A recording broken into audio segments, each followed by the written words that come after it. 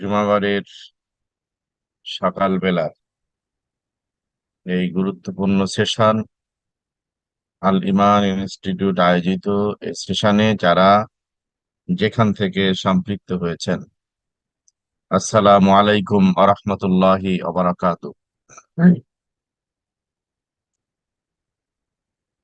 আজকে যে বিষয়ে আমরা কথা বলতে চেয়েছি, আসলে বিষয়টি আলোচক এবং শ্রোতা সবার জন্যই অত্যন্ত গুরুত্বপূর্ণ। বিশেষত আমাদের এই প্রিয় দেশ, প্রিয় সমাজ তথা গোটা উম্মাহ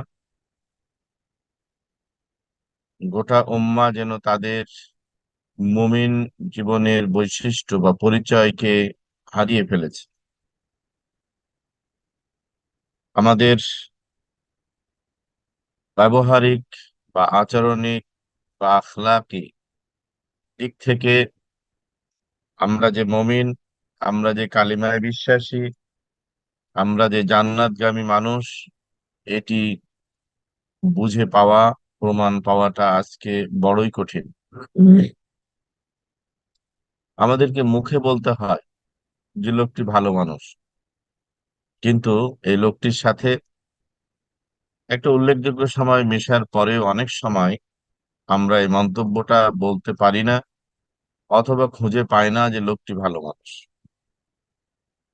প্রিয় উপস্থিতি, এই অবস্থা থেকে উত্তরণের জন্য আমরা আসুন জুমাবারের এই পবিত্র মুহূর্তে আমরা আল্লাহ তাআলার কাছে সাহায্য কামনা করব, প্রত্যাশা করব যে আজকের আলোচনার জন্য আমাদেরকে মুমিন জীবনের অন্যতম বৈশিষ্ট্য, প্রায় 50টি বৈশিষ্ট্য বলা আছে কোরআন কারিমে। মুমিনের বৈশিষ্ট্য নিয়ে 50 ধরনের বৈশিষ্ট্যের কথা কোরআন কারিমে বলা আছে। সেগুলো আমাদের আলাদা আলোচনার বিষয় হবে। আজকে শুধু আমি দুটো কথা বলতে চেয়েছি। একটা হলো ভালো কথা এবং ভালো কাজ কি করে মুমিন জীবনের অনন্ত প্রেরণা হয়। আমি এটা বলতে গিয়ে বোঝাতে চেয়েছি যে মুমিন জীবন ইটসেলফ অন্যের জন্য এক অনন্ত প্রেরণার উৎস হয়। আবার একজন মুমিন, একজন বিশ্বাসী, সে ইমানের সম্পদ লাভের পরে সে এমন এক মানে অদৃশ্য অথচ অন্তর্নিহিত সৌন্দর্য দেখে, অ্যাস্থেটিক বিউটি পাগল হয়ে যায়, যা তাকে শয়নে কি স্বপনে, দিনে কি রাতে, কষ্টে কি দুঃখে, অসুখে কি সুস্থতায়, দারিদ্র্য কি স্বাচ্ছন্দ্যে, সর্বাবস্থায় তাকে এ ব্যাপারে আকৃষ্ট করে, তাড়িত করে, মোহাচ্ছন্ন করে। পৃথিবী একদিকে আর মমিন একদিকে, পৃথিবীর বিরোধিতার মুখে, পৃথিবী তার সম্মুখে দাঁড়িয়ে গেছে। পৃথিবীর যত সুউচ্চ পাহাড় পর্বতমালা আছে, সেগুলো সব একজন মুমিনের সামনে দিয়ে দিলে একজন মুমিন কালিমায় বিশ্বাসী মানুষ দেখে যে এই পাহাড়ের বাধাটি যদি ইসলামের পথে হয়, সত্যের প্রতিবন্ধক হয়, তাহলে সেই পাহাড়কে অতিক্রম করার, ডিঙিয়ে যাওয়ার সাহস করে। প্রিয় উপস্থিতি, ঠিক এমনই অনন্ত প্রেরণাময় জীবন হচ্ছে মুমিনের জীবন। আসুন সেটা নিয়ে আমরা সংক্ষিপ্ত পরিসরে কিছু বলতে এবং বুঝতে চেষ্টা করি। আমি নিজেও এ বিষয়ের ছাত্র। আমি নিজেও আল্লাহ তাআলার কাছে এভাবে একান্ত কায় মনোবাক্যে চাই যে রব, তোমার কাছে তোমার অন্যতম প্রিয় নবী ও রাসূল, তিনি মানুষের সামনে কথা বলতে গিয়ে অথবা দাওয়াতের কাজ করার আগে তোমার কাছে দোয়া করেছেন। আপনারা জানেন, রব্বি ইশরাহলি সদরি ওয়াসসিরলি আমরি ওয়াহলুল উকদাতাম মিন লিসানি ইয়াফকাহু কাওলি। যে রব, তুমি আমার বক্ষকে প্রসারিত করে দাও। এবং এ আয়াতের বাকি অর্থ আপনারা জানেন। অর্থাৎ সাইয়েদনা মূসা আলাইহিস সালাম ও হারুন আলাইহিস সালাম কে যখন আল্লাহ তাআলা ফেরাউনের কাছে পাঠাচ্ছিলেন দিনকে চূড়ান্তভাবে তাকে জানানোর জন্য। ঠিক সে সময় তিনি সাহায্য কামনা করছিলেন যে আল্লাহ, তুমি আমার উপলব্ধিকে, আমার কথাকে, আমার কাজকে তুমি সহজ করে দাও। অর্থাৎ সহজতা, কথার আকর্ষণ, সৌন্দর্য, কাজকে গ্রহণযোগ্য, অ্যাকসেপ্টেবল করার জন্য মুমিন তার জীবনের প্রতিটি পদক্ষেপে তার মহান রবের কাছে সে সাহায্য প্রার্থী হবে। আমাদের আচরণে, আমাদের অভ্যাসে, আমাদের নিত্যদিনের কাজের জায়গায় আমরা আল্লাহ তাআলার কাছে আসলে কিন্তু সেভাবেই নিবেদিত হতে চেষ্টা করি। তা না হলে আমরা খাবারের সময় কেন শুরুতে বিসমিল্লাহ বলবো, কেন শেষে আলহামদুলিল্লাহ বলবো, কেন ঘর থেকে বেরুতে আমরা একটা কথা বলবো, কেন আল্লাহর ঘরে ঢুকতে একটি দোয়া পড়বো, কেন বের হতে আরেকটি দোয়া পড়বো, কেন দেখা হলে সালাম দেব, কেন সালাম দিলে উত্তর দেব, কেন কোনো সুসংবাদ শুনলে আলহামদুলিল্লাহ বলবো, অথবা কোনো কিছু পেলে জাযাকাল্লাহ বলবো। এভাবে কেন মৃত্যু সংবাদে আমরা একটা কিছু না কিছু বলবো। তাহলে মুমিন জীবনের প্রতিটা কাজের শুরু এবং শেষে সে যখন তার রবকে স্মরণ করে, রবের জিকির করে, প্রশংসা করে, সেই মুমিনের মুখ থেকে খারাপ কথা, তার দ্বারা খারাপ কাজ করাটা কতটা অসম্ভব যদি আমরা চোখ বুজে একটু খেয়াল করি বুঝতে পারবো। প্রিয় উপস্থিতি, আজকের আলোচনা উপলব্ধির জাগাবার জন্য, আজকের আলোচনা অভ্যাস পরিবর্তনের জন্য, আজকের আলোচনা আমার আপনার সকলের সিদ্ধান্ত নেবার জন্য যে আমি প্রতিনিয়ত আমার প্রতিটি কথাকে সুন্দর করব, প্রতিটি কাজকে কিভাবে সুন্দর করতে পারি, সেই প্রতিজ্ঞা, সেই পরিকল্পনা, সেই সিদ্ধান্ত নেবার জন্য আজকের আলোচনা যেন আল্লাহ তাআলা কবুল করেন সেই প্রত্যাশা। আমরা জানি যে চির আকাঙ্ক্ষিত আবাস জান্নাতি হওয়ার জন্য কেমন জীবন দরকার। আসলে দেখেন, আমরা স্কুলে যাবার জন্য একটা ড্রেস থাকে, মাদ্রাসায় যাবার জন্য একটা ড্রেস থাকে, এবং সেই ড্রেসগুলো ওই প্রতিষ্ঠানের ড্রেস কোড অনুযায়ী হয়ে থাকে। শুধু কি তাই, সেই প্রতিষ্ঠানের ড্রেস কোডের প্রত্যেকটা জিনিস, কালার, ডিজাইন আমাদেরকে মেনে চলতে হয়। শুধু কি তাই, সেটিকে পরিচ্ছন্ন রাখতে হয়। অর্থাৎ একটা প্রতিষ্ঠানে আপনি সাময়িক সময়ের জন্য যাবেন, শিখবেন, সেটার জন্য যদি ড্রেস কোড, ড্রেসের পরিচ্ছন্নতা লাগে, তাহলে মানবতার অনন্ত আবাস, মানবতার অনন্ত আবাস জান্নাত, সেখানে যারা যাওয়ার আশা রাখি তাদেরকে একটি বারকোডের উপযুক্ত হওয়া দরকার, একটি ড্রেস কোডের উপযুক্ত হওয়া দরকার। প্রিয় উপস্থিতি, আমরা আমাদের নিজের টাকা ব্যাংকে রেখে যখন সেটি অনলাইনে তুলতে যাই অথবা চেকের মাধ্যমে তুলতে চাই, তখন স্বাক্ষরের সামান্য হেরফের আমাকে আমার টাকা দিতে অস্বীকার করে ব্যাংক। আবার আমার ক্রেডিট কার্ড বলেন, ডেবিট কার্ড বলেন, এই কার্ডগুলো দিয়েও আমরা যখন অনলাইনে টাকা তুলতে যাই, সেখানে পাসওয়ার্ডের সামান্য হেরফের হলে কিন্তু এটা দিয়ে আর আমরা টাকা নিতে পারি না, নিজের জিনিসই নিজে ব্যর্থ হই। তো পৃথিবীতে যদি নিজের জিনিস পাওয়ার জন্য যেখান থেকে পাবেন তাদের প্রিকন্ডিশনস কে পূরণ করতে গিয়ে সামান্য হেরফের হলে না পাওয়া যায়, তাহলে আমি আপনি সেই চির আকাঙ্ক্ষিত, চির পবিত্র, তারপরে আনস্পিকেবল, আনইমাজিনেবল, অর্থাৎ যে আবাসের সৌন্দর্য বলার যোগ্যতা মানুষের নেই, মানুষ জানেও না, জানে না তো নাই, অনুমানও করতে পারবে না মানুষ। এত সুন্দর, এত পবিত্র, এত মহিয়ান, এত গ্লোরিয়াস জায়গা, যে জায়গা নিয়ে মানুষ পারবে না তাই মানুষকে বলা হয়নি। সুতরাং সেই জায়গার জন্য, সেখানে বসবাসের জন্য আমরা যারা আশা করি, তার মানে মমিন হয়েছে, তাদের জীবনকে পবিত্র করতে হবে। বিশ্বাস থেকে শুরু করে, চিন্তা থেকে শুরু করে, কাজের প্রত্যেকটা জিনিস যদি পবিত্র না হয় তাহলে মিলবে না। প্রিয় উপস্থিতি, আমরা আমরা জান্নাতে যেতে চাই। জান্নাতে কারা থাকবে না জানা আছে না? সেখানে আদম আলাইহিস সালাম থেকে শুরু করে মুহাম্মদুর রাসূলুল্লাহ সাল্লাল্লাহু আলাইহি সাল্লাম পর্যন্ত যত নবী রাসূল, শহীদগণ, তাদের অনুসারীরা, দুনিয়াতে যারা এই সকল নবী রাসূলের এ সকল কিতাব ও সহিফার অনুসরণ করেছেন স্বাভাবিক জীবন জিন্দেগিতে, আবার জীবনের চূড়ান্ত নজরানা পেশ করে শাহাদাতের মতো মর্যাদা লাভ করতে পেরেছেন।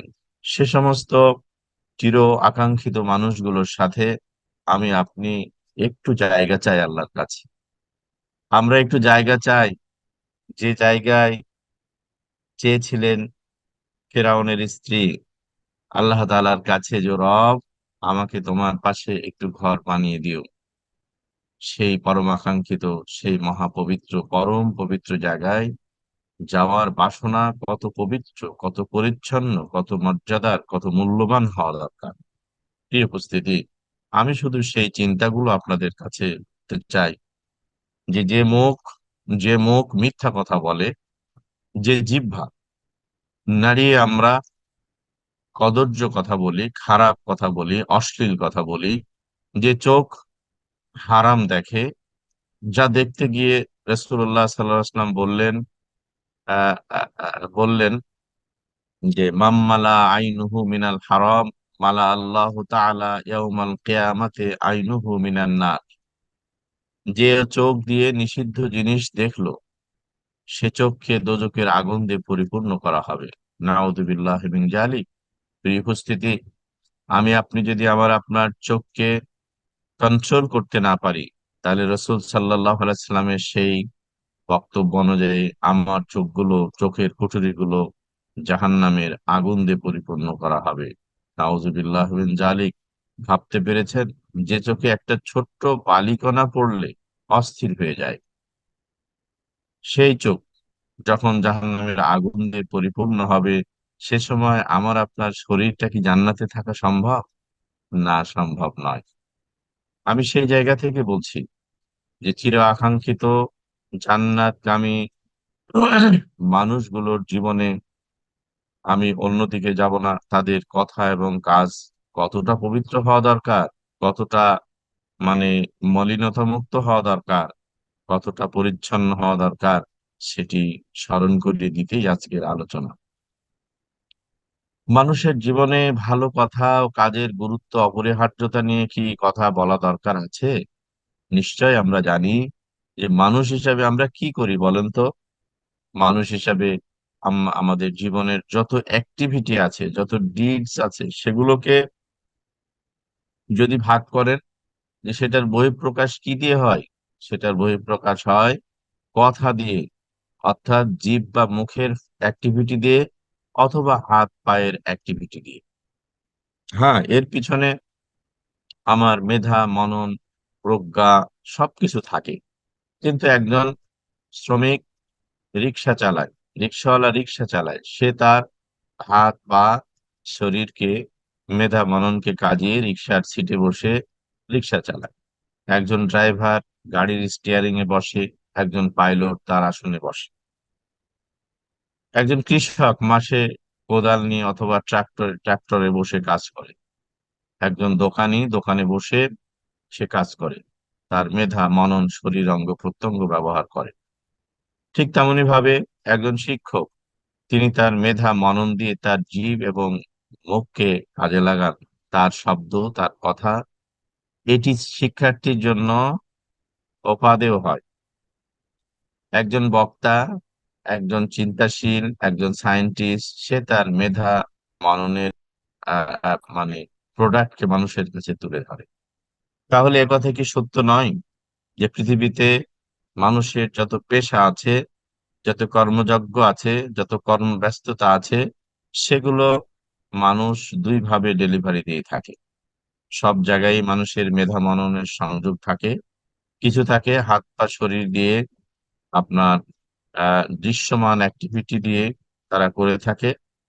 আর কিছু আছে মানুষ তার মুখ জিহ্বা নাড়িয়ে কথার মাধ্যমে করে। আমি সেজন্যই বলতে চেয়েছি, মানুষের জীবনকে সুন্দর করতে হলে দুটা উপাদানকে সুন্দর করা লাগে। মানুষের জীবনের সকল কাজের জন্য মৌলিকভাবে আমি বিশ্বাস চিন্তা ওগুলো বলছি না, মৌলিকভাবে দুটা উপাদান লাগে।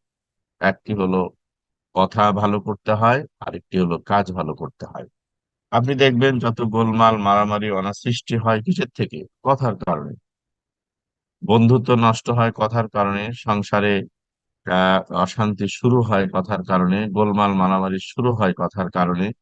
অর্থাৎ কথা যদি সুন্দর হয়, সে মানুষটি তার কাজের একটা বড় অংশকে সুন্দর করে ফেলে। আর মানুষের কথা কাজ কখন সুন্দর হয়? যখন মানুষের বিশ্বাস চিন্তা ও কাজের মধ্যে সুসমন্বয় থাকে। যখন বিশ্বাস সুন্দর হয় তখন চিন্তা সুন্দর হয়, যখন চিন্তা সুন্দর হয় তখন কাজ সুন্দর হয়। যার কাজ খারাপ, নিশ্চিতভাবে জেনে রাখবেন তার চিন্তা বিশ্বাস খারাপ। আর যার চিন্তা বিশ্বাস ভালো, তার কাজ অ্যাক্সিডেন্টালি খারাপ হতে পারে, তার কথা অ্যাক্সিডেন্টালি খারাপ হতে পারে, কিন্তু তিনি নিয়মিতভাবে ভালো কাজ ভালো কথা বলেন। সুতরাং মানুষের জীবনে ভালো কথা আর ভালো কাজ এর গুরুত্ব অপরিসীম। রাসূলুল্লাহ সাল্লাল্লাহু আলাইহি সাল্লাম বলেছেন, তোমাদের দুটো অঙ্গের নিশ্চয়তা দাও, আমি তোমাদেরকে জান্নাতের নিশ্চয়তা দিচ্ছি। তার মধ্যে একটি হলো জিহ্বার কথা।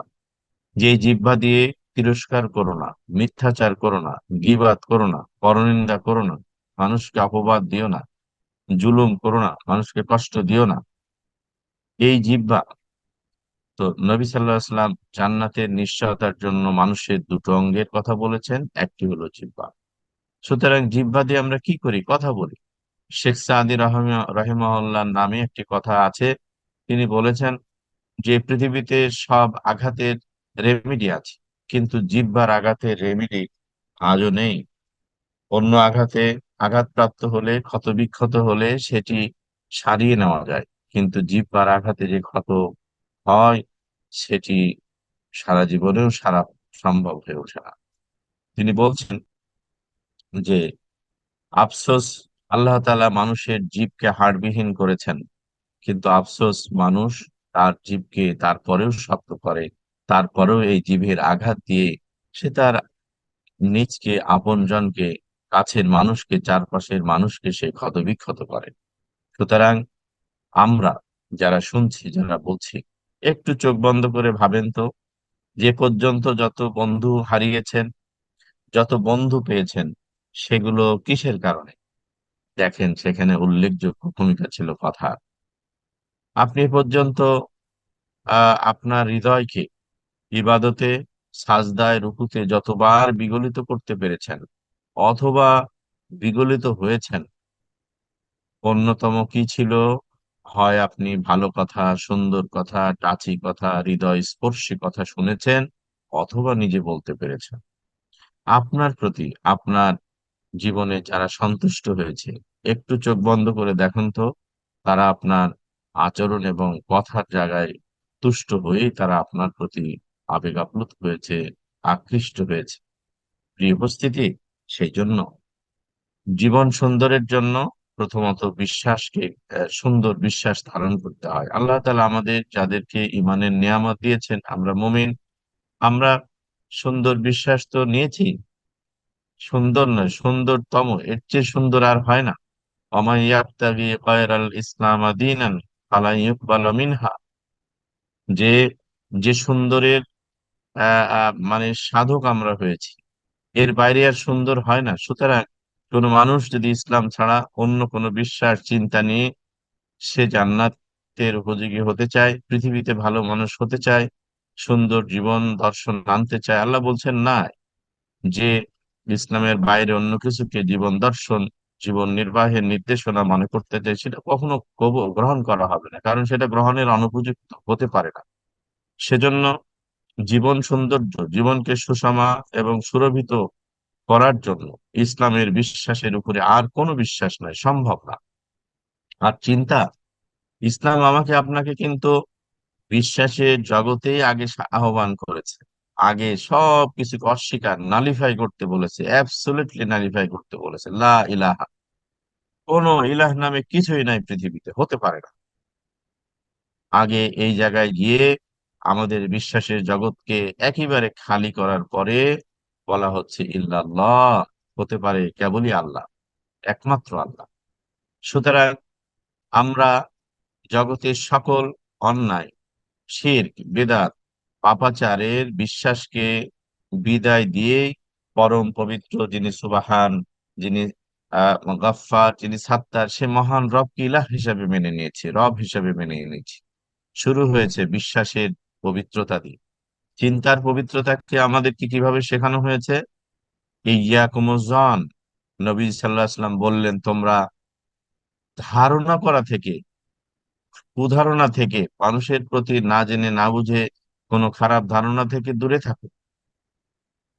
কোরআন কারীম, জাসুসি ওয়ালা তাজাসসু, তোমরা কারো পিছনে লেগে থেকো না, গোয়েন্দাগিরি করো না।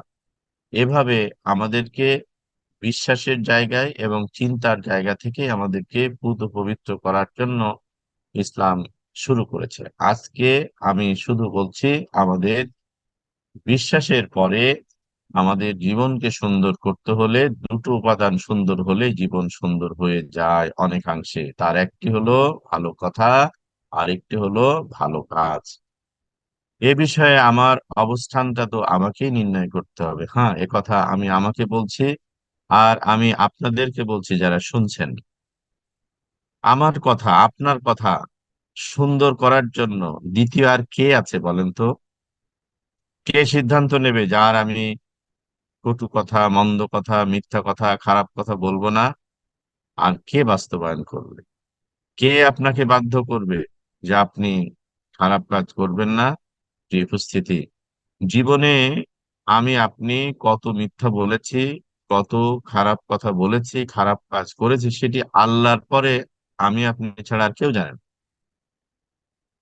আমার এই কথাটি আবারও রিপিট করছি, যে মানুষ মানুষ তার জীবনের একান্ত কথাগুলো, একান্ত কাজগুলোকে, নিজের কাজগুলোকে যতটা জানে, সেটি আল্লাহর পরে পৃথিবীতে আর দ্বিতীয় কেউ জানে না, জানা সম্ভব না। সুতরাং চিন্তা, কথা, কাজের এই আহ পরিশোধনের জন্য, পবিত্রতা অর্জনের জন্য প্রথমত ব্যক্তিকে সিদ্ধান্ত নিতে হবে যে হ্যাঁ, আমি কথাকে তো সরাসরি মিথ্যা বলি মাঝে মাঝে, আর বলবো না। আমি ঘুরিয়ে বলি না, সোজাসুজি বলবো। অথবা আমি বলি না, তাহলে আমি আমার এই অভ্যাসকে ধরে রাখবো ইনশাল্লাহ। যত বিপদেই আসুক পড়ি, আমি আমার এই সততা, সত্যবাদিতা, স্পষ্টবাদিতাকে আমি ধরে রাখবো। ঠিক কাজের ক্ষেত্রেও তাই। এভাবে ব্যক্তি পারে তার নিজেকে অ্যাসেস করতে চূড়ান্ত ভাবে।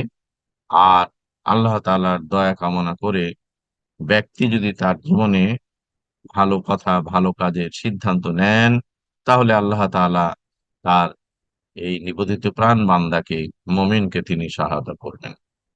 তারপরে দেখুন, কথা ও কাজকে সুন্দরের সময় তো চলে যায়নি। হ্যাঁ, যে আল্লাহ তাআলা আমাকে আপনাকে হায়াত নামক নিয়ামত দিয়েছেন, আমাদের সাথে আসা কত মানুষ চলে গেছে না? আমাদের সাথে আসা কত মানুষ, আমাদের প্রিয়জনদের অনেকে আজকের এই সময় হাসপাতালে কাতরাচ্ছে, কষ্টে আছে।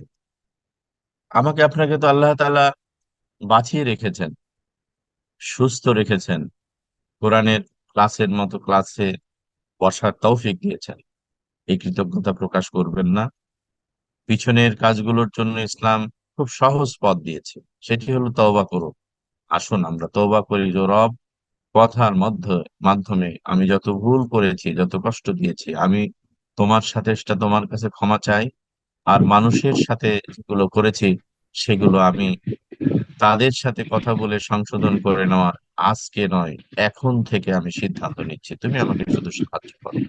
কি উপস্থিতি, এভাবে আমরা আমাদের কথা ও কাজ দিয়ে ইতপূর্বের যত পাক লঙ্ঘন করেছি, সীমা লঙ্ঘন করেছি, সেগুলোর জন্য অনুতপ্ত হয়ে আল্লাহর কাছে, আর ব্যক্তির সাথে হলে সেই ব্যক্তিকে, আমরা অনেক সময় বলি তোমার মুখ দেখবো না, তুমি আমার জানাজাতেও আসবে না, তোমার সাথে সম্পর্ক না রাখলে কি হয়, আল্লাহ এগুলো সব হারাম কথা।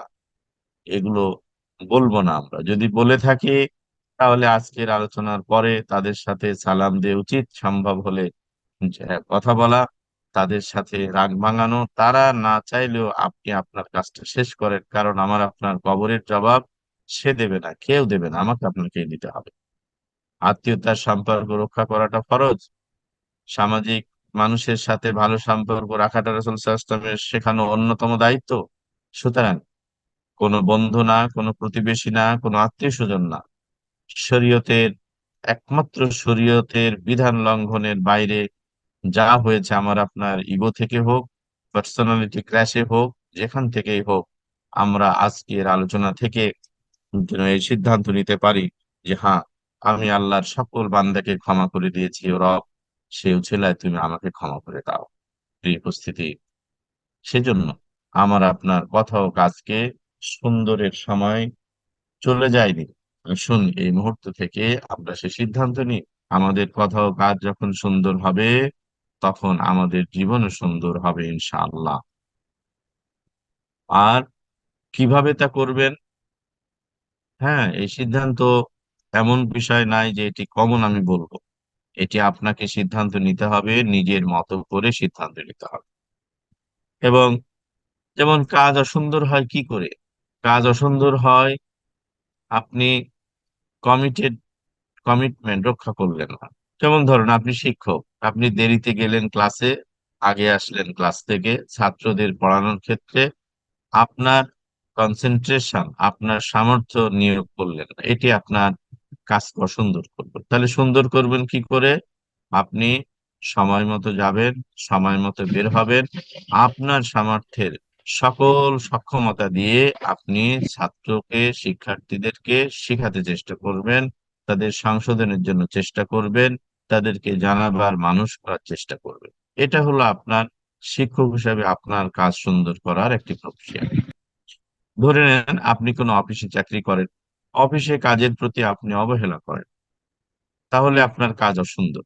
তাহলে কি হবে? আপনার কন্ট্রাক্টেড কাজগুলো, ওয়াদাকৃত সময়গুলো, দায়িত্বগুলোকে আজ থেকে শুরু করেন যে হ্যাঁ, আমি যা করেছি আর না, এরপর থেকে আপনি আপনার ডিউটির ব্যাপারে ডিউটিফুল হন। তাহলে আপনার কাজ সুন্দর হয়ে গেল। আপনি ব্যবসা করেন, ব্যবসার মধ্যে যে সমস্ত ব্যাড প্র্যাকটিস আছে, সেগুলো যদি কখনো আপনাকে স্পর্শ করে থাকে, তাহলে আজকের থেকে সেগুলোকে পরিহার করেন। হ্যাঁ, ব্যবসায়িক বন্ধুদের মধ্যে খারাপ কোনো বন্ধু থাকলে পরিত্যাগ করেন।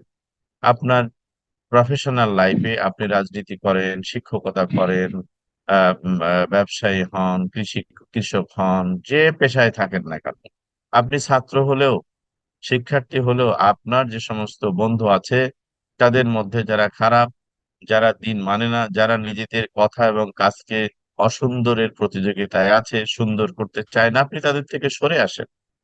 আমরা দেখি যেখানে ধুলা উঠছে সেখান থেকে আমরা সরে আসি, কারণ আমি ধুলা উড়াচ্ছি না, কিন্তু উড়ে আসা ধুলাটা আমার কাপড়কে ময়লা করবে, আমার নাকে মুখে দিয়ে শরীরে ঢুকলে আমার শরীরের ক্ষতি হবে।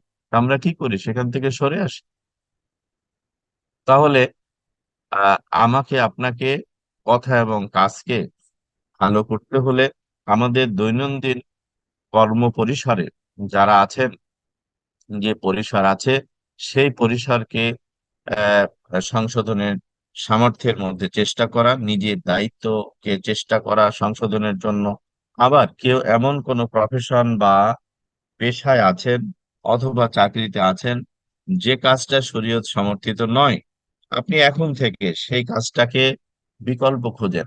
আপনি বিকল্প খোঁজেন, চেষ্টা করেন, ইনশাআল্লাহ আল্লাহ তাআলা মানে ফাআলুল লিমা ইউরিদ, তিনি যা চান তাই হয়ে থাকে। তিনি রব্বুস সামাওয়াতি ওয়াল আরদ, এই আসমান এবং জমিনের তিনি নিরঙ্কুশ মালিক। সুতরাং তিনি কি পারবেন না আমাকে আপনাকে রিজিকের একটা সুন্দর ব্যবসা মানে করার পথ খুঁজে দিতে? আমার চাকরিটা চেঞ্জ করে একটা ভালো চাকরি, আমার ব্যবসাটাকে পরিবর্তন করে একটা ভালো ব্যবসা, আমার কাজটাকে চেঞ্জ করে একটা পবিত্র কাজ তিনি কি করবেন না? নিশ্চয় করবেন, ইনশাআল্লাহ করবেন। তো সেই জন্য একজন মুমিন তার জীবনের সকল সক্ষমতাকে যেমন আল্লাহর কাছে নিবেদন করবে, আবার সকল প্রয়োজনটাকেও তার কাছে বলবে। রব্বানা দিয়ে কোরআনে বলেন তো, 40-এর উপরে আয়াত আছে রব্বানা দিয়ে, যে ও আমার রব, ও আমার রব, এই বলে কত কি চাওয়া হয়েছে। দুনিয়ার জীবন, আখিরাতের জীবনের কত কি মানুষকে খেতে শিখিয়েছে আল্লাহ, আল্লাহ নিজে শিখিয়েছেন। সুতরাং সেই রবকে চাইলে তিনি কেন দেবেন না? ইনশাআল্লাহ তিনি দেবেন। প্রিয় উপস্থিতি, রসুল্লাহ সাল্লাম বললেন যে তোমার জুতার ফিতার প্রয়োজন হবে, তুমি আল্লাহর কাছে চাও, চাও এবং চেষ্টা করো। তো যাই হোক, এই কথাগুলো আমার মৌলিক কথা আজকের আলোচনার। মুমিন জীবন এবং তার স্বরূপ কি হবে, সেখানে আমি আপনাকে একটু মিলিয়ে নিতে পারি এই স্লাইডটার মধ্যে। একটা হলো বিশ্বাস, চিন্তা ও কাজে তাওহীদের উপরে সুপ্রতিষ্ঠিত ব্যক্তি মানুষকে মুমিন বলা হয়। অর্থাৎ যে ব্যক্তি, আমি আপনি, যদি বিশ্বাস, চিন্তা এবং কাজে শিরক বিদআত মুক্ত হয়ে তাওহীদের উপরে আমরা সুপ্রতিষ্ঠিত হতে পারি, তাহলে আমি আপনি মুমিন। শিরক বিদআত মুক্ত জীবন যাপনের দৃঢ় প্রতিজ্ঞ ব্যক্তি সত্তাই মুমিন দাবি করতে পারে। একজন মুমিন, শিরক হলো, ইন্না শিরকা লা যুলমুন আযীম, আল্লাহ তাআলা বলছেন যে নিশ্চিতভাবে সেই পরম পবিত্র রবের সাথে যে শিরক করে, সে সবচেয়ে বড় জুলুম করে।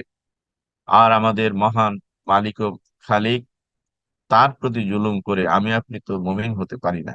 এই উপস্থিতি, সেই জন্য সকল শিরক এবং বিদআত মুক্ত থেকে আমাদের জীবন কার্যক্রম পরিচালনা করতে পারলে আমি আপনি মুমিন হতে পারবো। মুমিন সেই ব্যক্তি, নারী অথবা পুরুষ, কিশোর অথবা যুবক অথবা বৃদ্ধ, যে রোল মডেল হিসাবে রাসূলুল্লাহ সাল্লাল্লাহু আলাইহি সাল্লামকে প্রশ্নাতীত ভাবে গ্রহণ করতে পেরেছে, সে হচ্ছে মুমিন। যিনি তার বিশ্বাসকে ইবাদত ও কাজে তুলে ধরতে পেরেছেন অথবা প্রচেষ্টারত।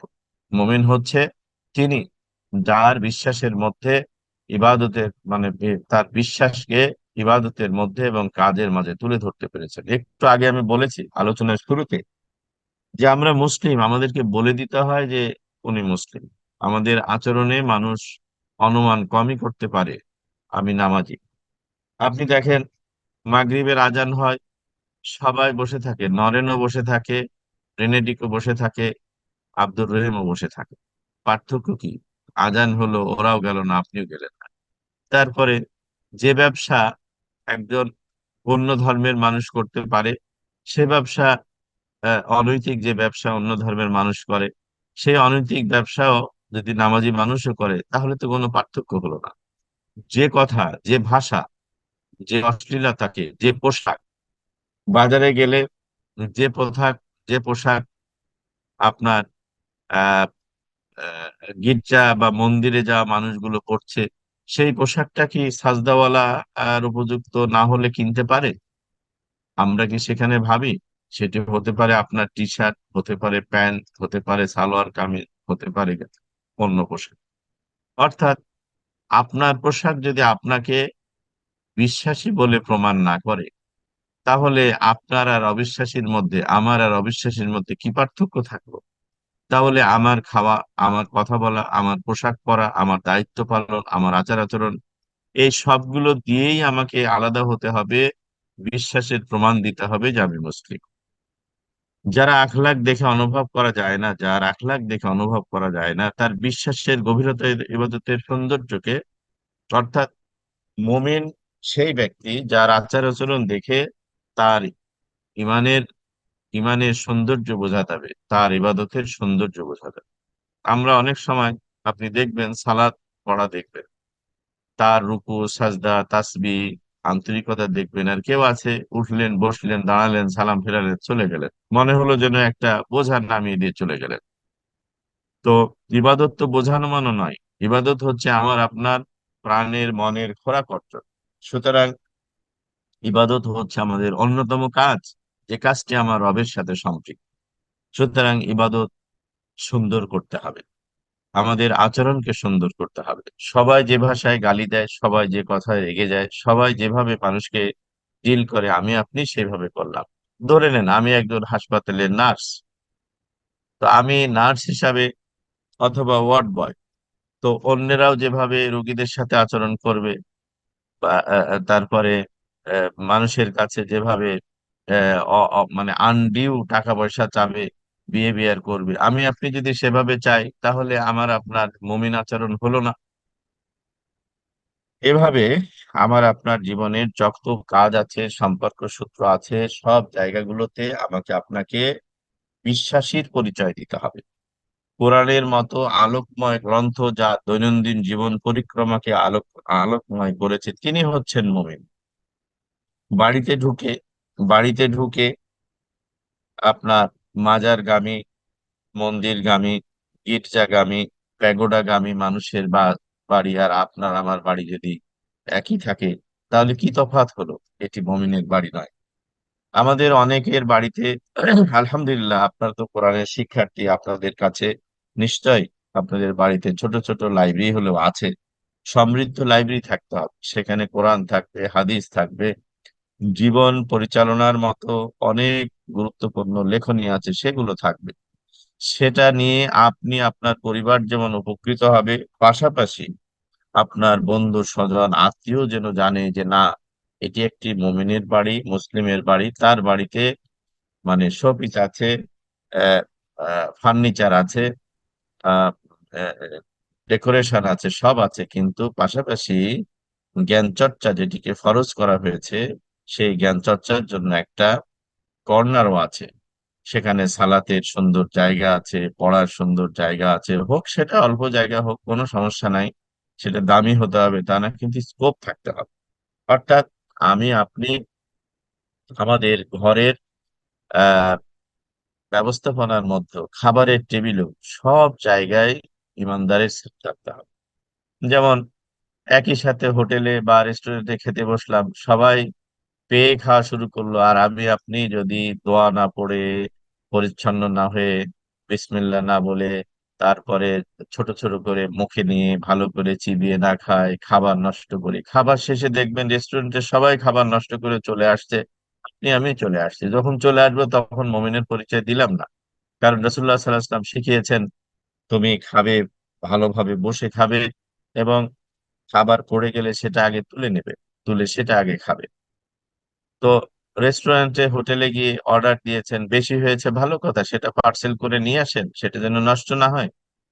তাহলে অন্যেরাও খাবার নষ্ট করে, পানি নষ্ট করে, ও আমরা পানি নষ্ট করা খেয়ে জায়েজ মনে করি, যেহেতু পানি তো, এটা তার খাবার না। কিন্তু এই যে এই মানে বৃষ্টিহীন খরতাপের তাপদাহে আমরা বুঝতে পারছি যে গোটা দেশের অনেক অঞ্চলে খাবার পানি মাটির নিচ থেকে উঠতেছে না। তারা বুঝতেছেন, আপনারা যারা শহরবাসী বা দেশের বিভিন্ন জায়গা থেকে আসছেন, দেখেন পানি না থাকলে কি কষ্টটা হয়। সেই পানি আমরা যখন গ্লাসে নিই, তখন গ্লাস ভরে যে দেয় সে দেয়, অথচ অর্ধেক লাগবে। সুতরাং যে দেওয়ার সময় ভুল করলো, আর আপনিও রেখে আসার সময় বাধ্য হয়ে ভুল করেন অনেক সময়। সেজন্য আমার আপনার খাবারের মধ্যে, অর্থাৎ পোশাক পরিধানে, খাদ্য গ্রহণে, কথাবার্তায়, সালাম বিনিময়ে, শুভেচ্ছা বিনিময়ে, মানুষকে গ্রহণ এবং বিদায়, সব জায়গায় আলাদা থাকবে। আমি আপনি যদি ভাই বলে সম্বোধন করি, ভাই বলে বিদায় দিই, তাহলে আমাকে আপনাকে কিভাবে নির্ণয় করা যাবে যে আপনি মুসলিম নাকি আপনি অমুসলিম? তাহলে আমাকে আপনাকে গ্রহণের, মানুষকে, মেহমানকে রিসিভের কথা শেখানো হয়েছে, ভাষা শেখানো হয়েছে, বিদায়ের ভাষা শেখানো হয়েছে। সুতরাং এই ভাষা ব্যবহার না করলে আমার আপনার স্বরূপে মুসলিম হওয়া সম্ভব হবে না, কাজ দিয়ে মুসলিম হওয়া সম্ভব হবে না।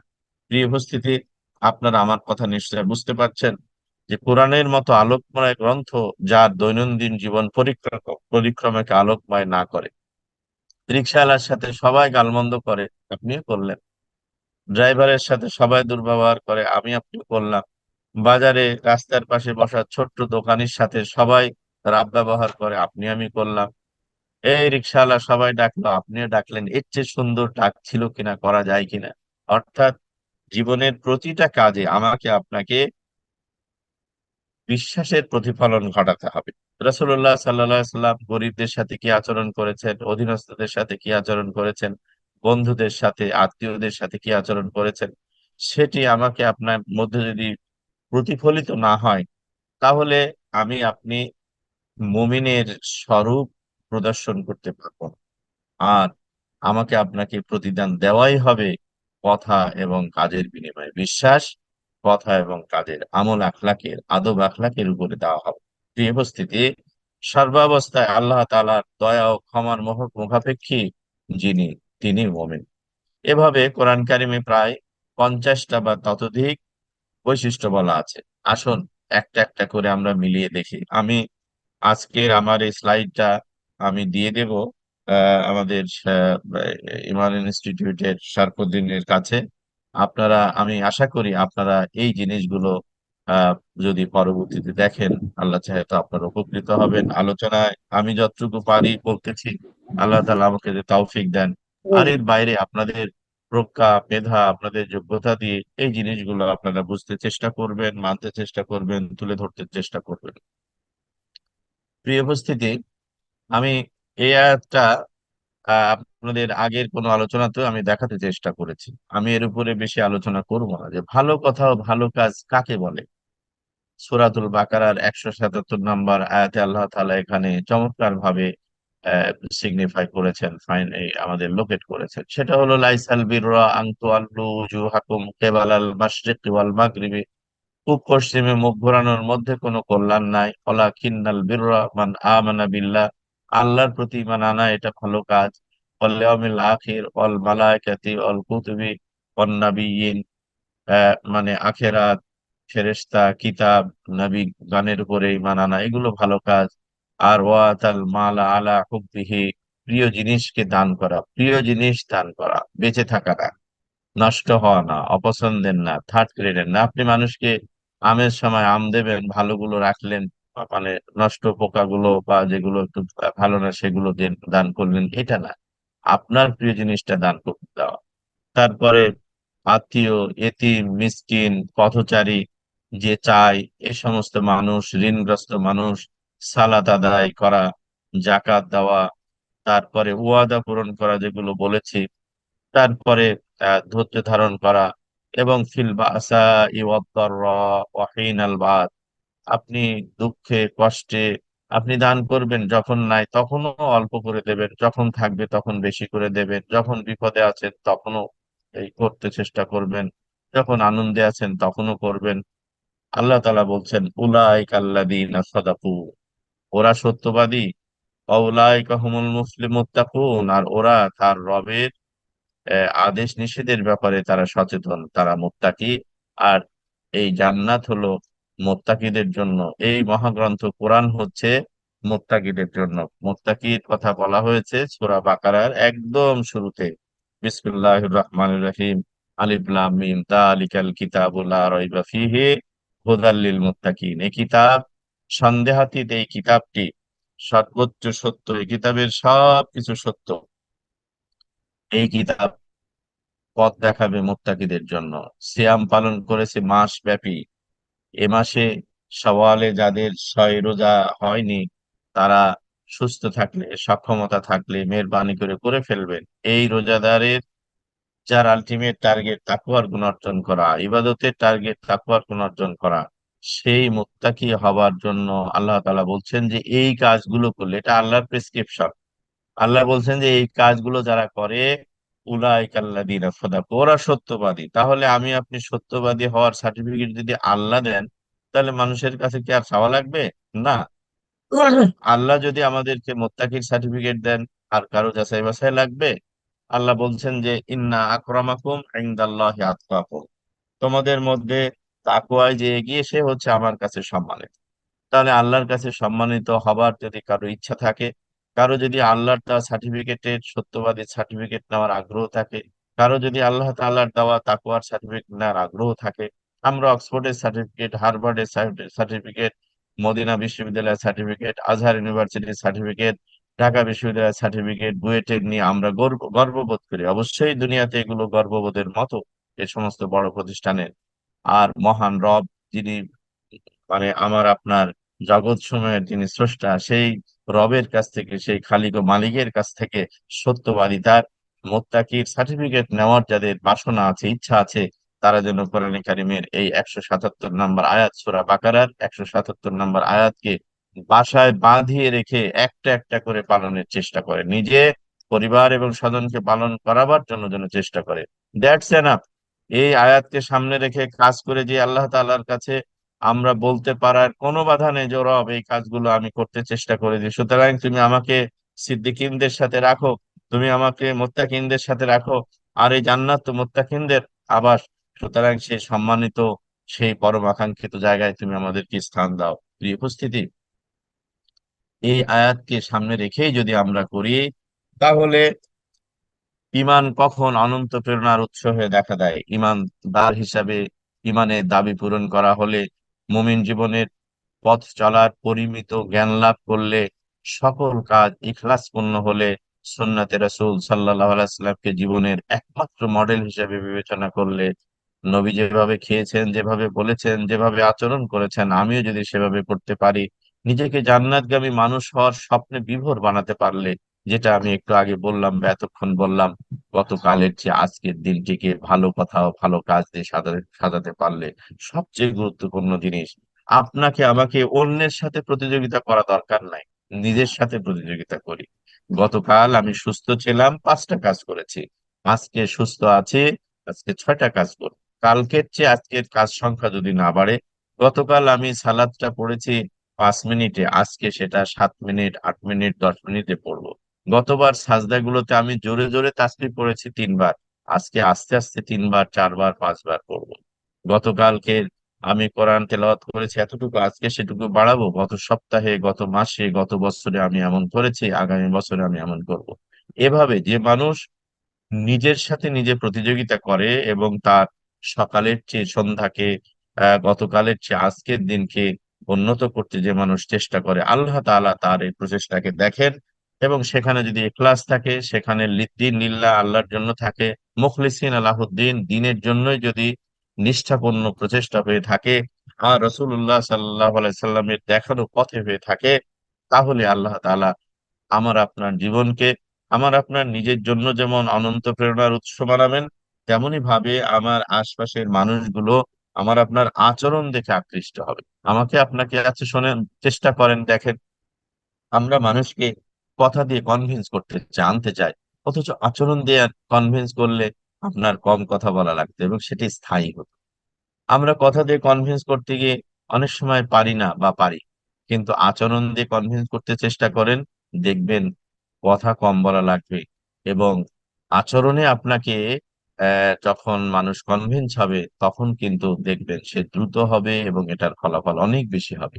মানুষ কথাকে সত্য বা মিথ্যা হিসাবে সন্দেহ, দোদুল দোলায় থাকে, অনেক সময় দ্বিধাদ্বন্দ্বে থাকে, কিন্তু আচরণ যখন দেখে যে না রে, এই লোকটা যা বলে তা কাজে তো ঠিক আছে, এই কাজটা বারবার এমন করছে, তাহলে কাজই প্রমাণ করছে যে লোকটা ভালো, তখন আমাকে আপনাকে, আমার আপনার কথাকে, আহ্বানকে, দাওয়াতকে গ্রহণ করা তাদের জন্য কঠিন হয়। সুতরাং আমাকে আপনাকে প্রথমে নিজ জীবনের জন্য প্রেরণাশীল হতে হবে, প্রেরণাময় হতে হবে। তারপর আমার আপনার কথা ও কাজে সৌন্দর্যে বিমোহিত হয়ে আমার আপনার পাশের মানুষগুলো আকৃষ্ট হবে, প্রেরণা দীপ্ত হবে। প্রিয় উপস্থিতি, আমি আপনাদেরকে আজকে শুরু থেকে পর্যন্ত যে কথাগুলো বলতে চেষ্টা করেছি, এই কথাগুলোর মৌলিক লক্ষ্য ছিল যে আমি সহ আমরা যেন আমি সহ আমরা যেন আমাদের কথাকে, কাজকে সুন্দর করতে পারি।